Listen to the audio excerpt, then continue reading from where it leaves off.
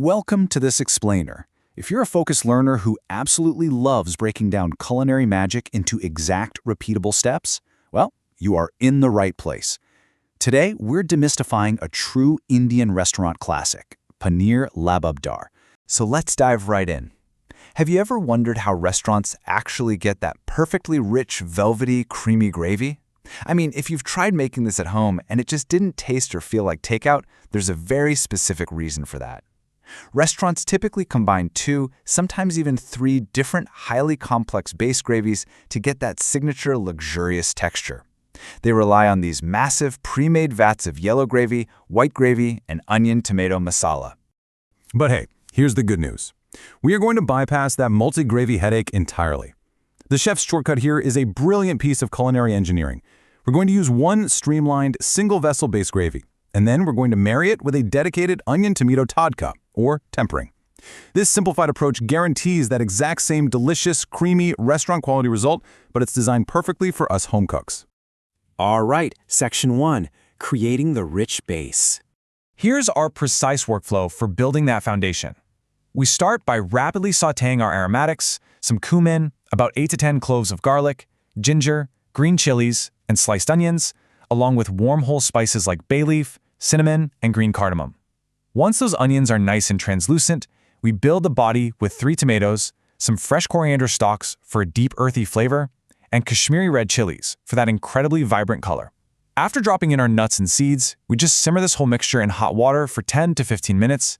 Crucially, we then let it cool down, fish out the large whole spices so they don't overpower the final dish, and blend it all into a perfectly fine paste. Now this is where it gets really interesting. Let's talk about maggots. These are melon seeds, and they are heavily utilized in professional Indian cooking. The chef adds exactly 3 tablespoons of maggots directly into our boiling base. Why? Well, because this single ingredient directly imparts that signature thickness and luxurious richness. It completely replaces the need to make a separate, time-consuming yellow or white base gravy. Honestly, it's an incredible kitchen efficiency hack. And speaking of richness, the magic number here is 15. Exactly 15 whole cashews go right into that boiling base alongside our 3 tablespoons of melon seeds. This precise ratio is the crucial secret to giving this dish its decadent, thick body. The cashews and the magas work together to provide that essential restaurant-level mouthfeel right from the get-go. Moving right along to Section 2, prepping the perfect paneer. Look, if you just drop raw paneer straight into a heavy, thick gravy, it's going to remain fragile. The interior stays somewhat bland, and it easily breaks apart when you stir it. So, what's the professional technique? Flash sautéing.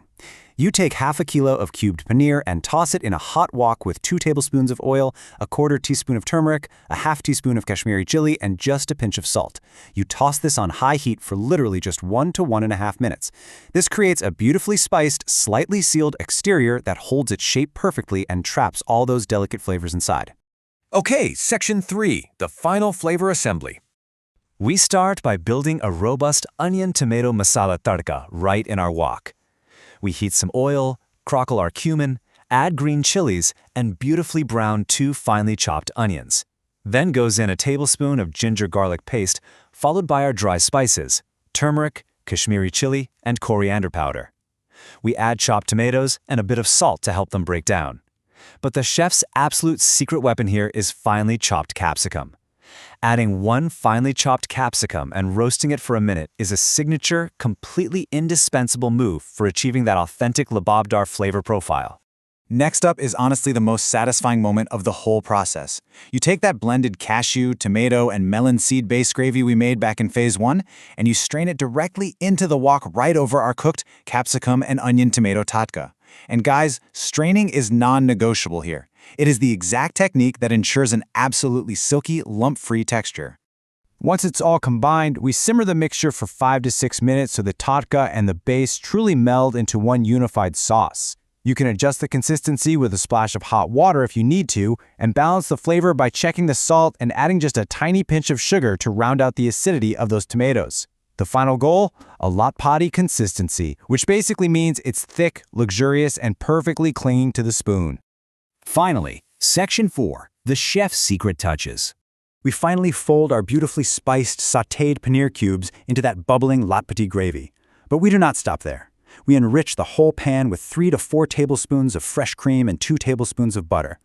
We sprinkle in half a teaspoon of roasted kasuri methi, which is dried fenugreek powder, and a pinch of homemade garam masala.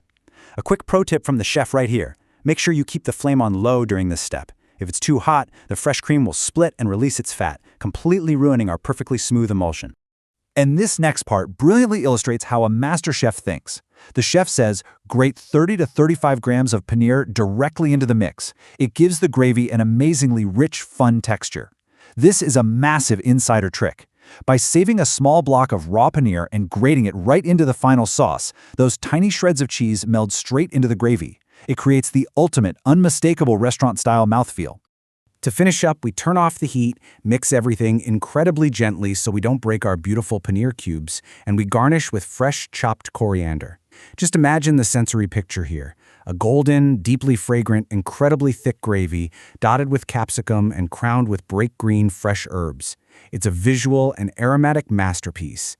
So by applying these focused structural techniques, the single vessel base, the flash sautéed paneer, the strained gravy, and of course that grated paneer trick, you've got absolutely everything you need to recreate restaurant magic at home. But it begs a really interesting question. What other takeout classics could you completely reverse engineer using this exact same structural foundation? Thank you for joining me on this explainer, and happy cooking!